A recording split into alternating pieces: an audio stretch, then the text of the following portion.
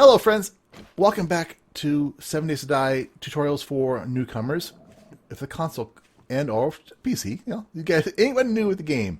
So we're talking about guns and ammo in this section, and we're going to be going all over all the various weapons that 7 Days to Die has, which is a considerable number of guns and other ranged weapons. So buckle up and let's get started. All right, now you can also make early on in the game a blunderbuss. A blunderbuss is kind of your very basic weapon that will. Oh, look, there's the zombies. They heard the noise since they came coming. So let's. This is what you heard, guys. This is what you heard.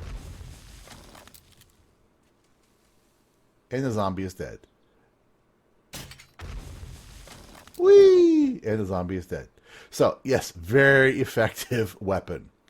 All right, so blunderbuss is something you can make without any kind of recipes, but it does require forged iron. Again, forged iron can be kind of hard to find. Typically only cars, unless you get your forge. It requires some short iron pipe and springs. Springs, again, can be found from mattresses and from some consoles and from cars, and then wood and iron. So the blunderbuss has two different ammo sources. It has either with small stones or with scrap iron. Either one does the same thing. Now, a blunderbuss is an okay weapon. It is a single shot, and it's a slow reload.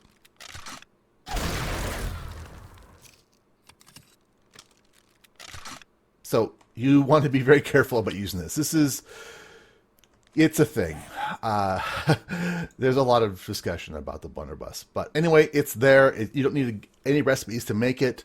So it's your first gun that you can get in the game with regular ammo. Okay, now let's talk about all of our guns. Okay, I'm going to try and go through this a little faster because this is taking a little longer than I thought it was going to take. It's quite a few weapons in the game. All right, so weapons are basically found in two states. You can either find, if you're lucky, a full weapon. So there is a pistol, there's a 44 Magnum, there's a sawed-off shotgun, an SMG, an assault rifle, a hunting rifle, a sniper rifle, and a rocket launcher. These are your guns that you can find in the game. Quite a few of them.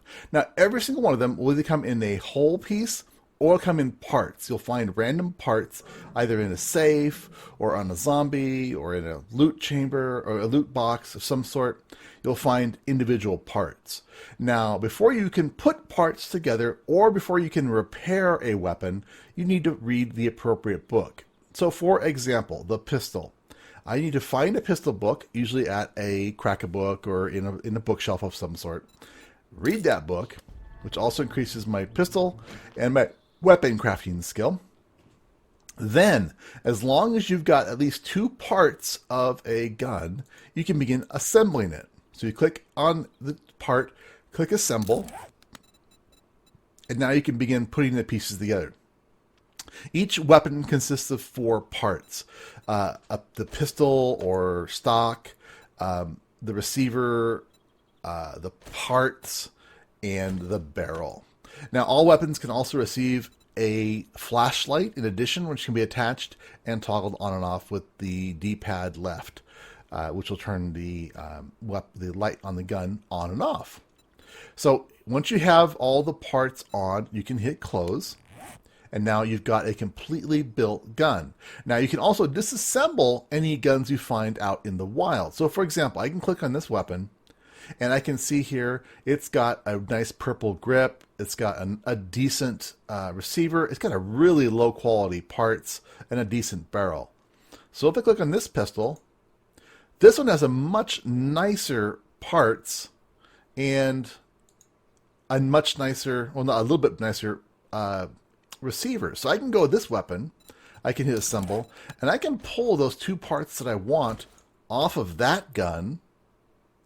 I'll go ahead and close this one. So this is a partially assembled gun. It'll show it like this, little dash and an empty bar. I can go back to this gun, assemble it again, and now I can swap the parts out to make this weapon better. Now when I hit close, Now the quality on that gun has gone up to a 386, so it's a much better weapon at this point. Now, each weapon will do entity damage. This one's doing 14.73. Now, again, this is affected by two things. It's affected by your skill in that particular class of weapon. So, for example, there's pistols, there's rifles, there's shotguns, other classes of weapons, okay? Now, as you use them, the class will go up. Your skill in that will go up. So this is gunsmithing to do it. And pistols is the skill. So if I go in my skills, and if I go down to pistols, find pistols. So here is my skill rank for pistols. I can buy points into it. And as you go up in skill, your entity damage that you can cause goes up as well. So if I go ahead and buy 1 point, I have 1 point available, I buy 1 point of this. I now do plus 1% damage with that. Now there are 2 additional perks below it that can be purchased with multiple levels. I can buy the Outlaw, which does chance of breaking with just tons more damage. And the Deadshot is a chance to do heads off. So you can buy into those as well. They are expensive, 10, and they do require certain things. Like this one requires, before you can buy it, you need to have pistols at level 50. All right. Now the pistol itself is a decent weapon. It's a fast fire rate. Load, and we'll fire.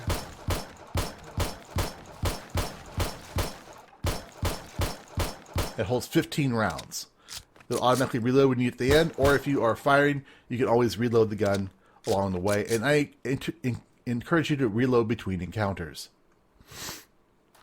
All right, now let's go ahead and look at the next weapon. The next weapon being the 44 Magnum. The 44 Magnum is the most powerful handgun in the world. It's my favorite gun as well. So the 44 Magnum uses a different kind of round. It's the 44 Magnum, and it requires its own book to unlock. So it requires a book called the Enforcer Magazine. Enforcer Magazine. So in order to repair or to assemble a Magnum, you need to find this first. And you read it, and now you are able to repair or modify this Magnum. Now the Magnum is 6 rounds, it's a revolver, but it's very powerful. You can zoom in, iron sight it, and I just shot a tree over. So as you can tell, it's a powerful handgun. Wee-yah! Now, you can look at the damage here as well. 57 damage versus a similar quality pistol at 13 damage. So you can see that it does pretty darn good job. Now, it does also have a noise range, 70 meters versus 15 meters. So zombies within 70 meters are like, what? I heard a noise. And they will come and investigate and probably try to kill you. But since you have a Magnum, bring it on, zombies. Bring it on. All right. Now, also under the skills, I'll just show you this. You will require, besides needing to have the book itself to repair the gun, you'll also need to have the skills to craft the actual weapons. All right. I mean, the actual ammunition. The ammunition is all purchased for 5 points each. In your perks area, and they require your gunsmithing to be at specific levels. So this one here, for example, in order to make 9mm rounds, your gunsmithing needs to be at 10. So right now I'm at 3, but as you assemble guns, you will go up in skill fairly quickly on those. And then you can buy these other additional perks to make the additional weapons. Now again, to make your own brass casings and lead bullets, you will need to have the calipers in your forge. You can also find casings and bullet tips out in the world, and you can obviously craft gunpowder at any stage by finding potassium nitrate and coal. So again, you got to unlock all of these to be able to make the ammunition, plus have the appropriate parts that you have to assemble, or you need to be able to have found them out in loot. Okay, so that's the pistol and the 44 Magnum. Then we go into our shotguns. They have the sawed-off shotgun, which is a nice, good short-range weapon. Does a lot of good damage. Boom. It's actually does more damage than the other shotgun. So here's an example of the long-barreled shotgun. Parts are interchangeable between these two. So, for example, if I get the shotgun book, let me go ahead and get my sawed-off shotgun schematic and also a shotgun schematic. They are two different schematics, and you'll need to read both of them to learn both those skills. So I read both of them. Now I can repair. Unless I have that, I cannot repair the items. But now if I go into the sawed-off and I hit assemble, I can pull the receiver and the parts. These two are interchangeable between the sawed-off shotgun and the regular shotgun. However, the stock and the barrel are unique to the sawed-off or the long-barreled gun or the regular shotgun. So, for example, in here, I've got same receiver and parts, but this one's got a long barrel and a regular shotgun stock. Again, all these parts you can find out in the world and put them together and make your own gun. All right, so those are the shotguns.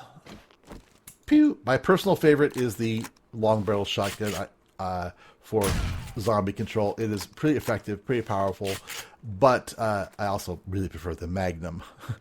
Now, let's go into the rifle category. So the rifle category, and like I mentioned, there's the tiers. So pistols, shotguns, and then rifles. So if your skill levels will go up in those three different classes of items. All right, so for rifles, you start off with a hunting rifle. Again, you need a book to assemble or repair. It's very straightforward, one-shot, iron sight aiming. It's very powerful, but slow. So this is good if you're sniping down at a horde of zombies and they can't get to you, and you've got plenty of range, or if you're just out on the plains and you've got a zombie within a good distance of you, and you can take time to aim and fire, then you're okay, in good shape. Okay, but otherwise, a slow weapon if you're trying to deal with multiple zombies.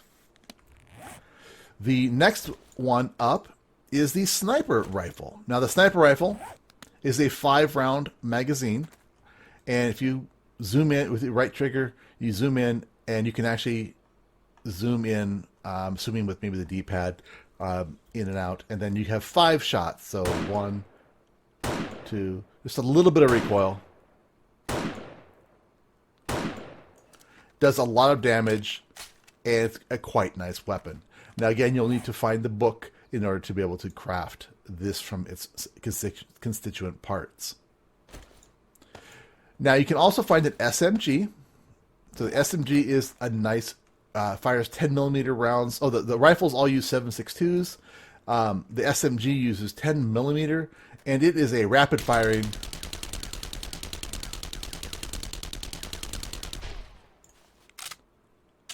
fun weapon to use. Pretty good against hordes. It does tend to break quickly, though, if you have a poor quality one, because every bullet that goes through affects its quality. So as you can tell down in the bar below the 466, we're already taking a pretty good chunk of the durability off, and we've now fired 3 clips through that weapon, and we've already taken a massive amount. So it does go through its durability rather quickly, so it requires a good deal of maintenance. The assault rifle uses 7.62 as well, the AK-47, and it's really effective and fun, but it's hard to hold on target. It does have a decent amount of recoil, but oh my goodness, it is a fun gun to fire. But you can see my skill in rifles has gone up just by firing this thing. All right. Now, all of these weapons can be repaired as long as you've got the schematic that you've read. You can repair any of these items with a repair kit. Now, a repair kit can be made. Let's go in here to the repair kit ingredients. Repair kit. It can be made with forged iron, oil, cloth fragment, and duct tape. So you find these items out in the wild, and then you can repair your guns. So, for example, the Magnum, I can hit repair. It'll use one of the repair kits. Depending upon how damaged it is, it may need more than one repair kit to do it. And then you can murder pigs. Woo! All right. So we also have, for the fun times, where is it? The rocket launcher. The rocket launcher uses rocket tips. This requires the calipers in the forge to make the rocket tips and casings. It's a fairly expensive, fairly end game kind of item. You know, you can find them in loot. Very fun to use. However, it will cause zombies to come a-running. They will want to investigate the noise that is going on in this house.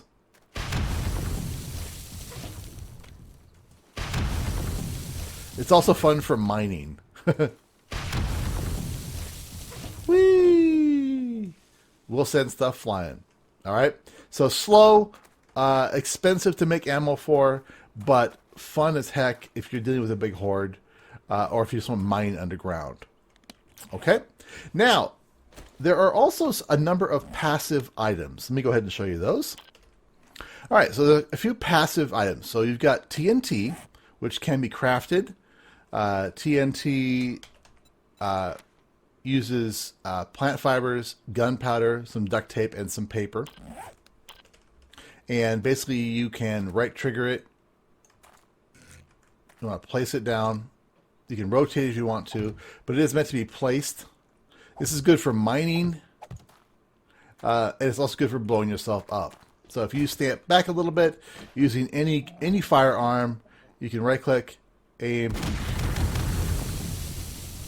and the world goes flying. The great mining tool. It makes a big hole. Yep, big hole. Now, there's other things in the game that you can also explode. For example, gas barrels. You'll find these at gas stations or just scattered around in different buildings. You can place these down. Now, you can craft these. Once you get the gas can schematic, you can craft them into gas can units that you can use to fuel up your mini bike or your auger or chainsaw tools. But again, same kind of thing. Aim, fire, explosions happen. Whee! So, pretty effective as well. Not quite as powerful as TNT, but pretty darn good. Now, there are also pipe bombs. Pipe bombs can be manufactured very similarly. Pipe bomb, a short iron pipe, some plant fiber, and gunpowder. Pretty cheap to make, really easy to make early on in the game. And it makes a very effective weapon if you are being swarmed by zombies and you've got a chance to throw it around. So you want to left trigger to fire it or throw it, or sorry, right trigger to and then left trigger. Right trigger basically sets the fuse. Left trigger, hold it on for a while and let go. The longer you hold down, the farther it throws. You always want to make sure you get that right, because otherwise you're going to drop at your feet and it's going to kaboom.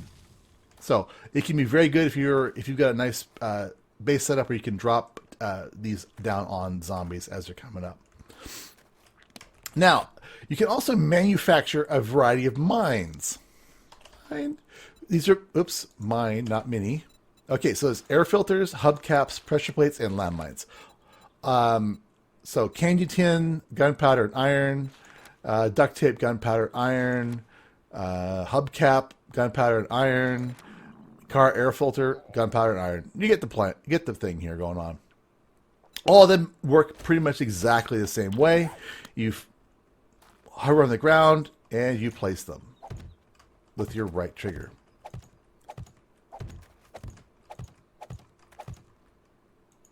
Now, zombies will walk over them. Zombies will die. You will walk over them. You will die. These are great for PvP. Or great for passive defenses around your base. However, please, please, please, if you're playing single player and you are putting mines down, put signs up indicating that they're there, because you will forget that they are there, and you will have one out here in the bushes, and you'll be running along, and you will run over that mine, guaranteed, and blow yourself up. So be very careful in using these. Now, you can pick them back up. which is quite nice. And in fact, there are numerous locations in the game, army bases, that you'll run across that actually have a field of mines around them. And you can harvest them up, and they make a great early game source of scrap iron. You can get quite a bit of scrap iron off these guys. So they come in pressure plates, tin cans, hubcaps, and air filter landmines. They're all basically the same thing, like I mentioned, and they're all quite dangerous to you as well as the zombies. They make a good passive defense since you can not be there, and the zombies will trip over them and blow themselves up. So, all right, I think that covers all of the many, many, many weapons that are out there in the game. If you've got questions or comments about a particular weapon, let me know your favorite weapon down below as well. In the meantime, it's been RongoTheBold. Share it with your friends, your family, and your grandma, and I'll talk to y'all later. Bye!